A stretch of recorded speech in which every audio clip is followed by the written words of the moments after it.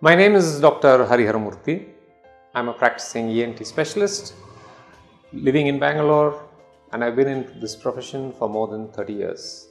Nasal bleeding or epistaxis is a fairly common problem one encounters. It can be seen in childhood, in adults, and usually in small children it can be seen in situations where they tend to cause injury to themselves by nose picking. Nose picking is a very common feature because of the crusting that happens in the inside of the nose. Children tend to put the finger to remove the crusts. Sometimes children who have got allergy tend to rub the nose. A repeated violent rubbing of the nose because of the itching caused by allergy can also cause trauma.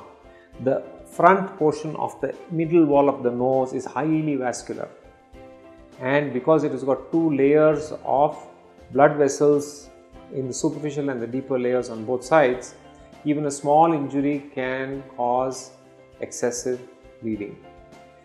In adults, it can be seen in cases where people have infections, tumors, or in adults who have got trauma.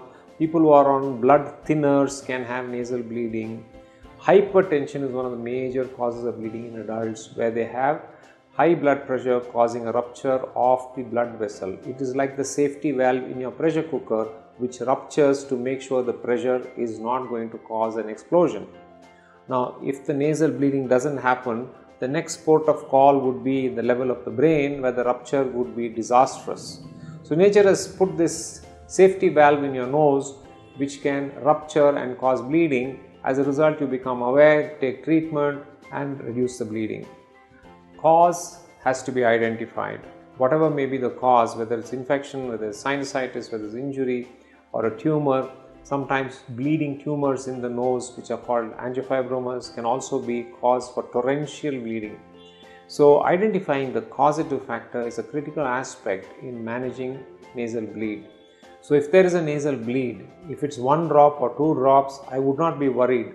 What I would do in those situations is to pinch the nostrils between the thumb and the forefinger, so that the thumb and forefinger are resting on the facial bones, and hold it thus for about 10 minutes with the head bent down.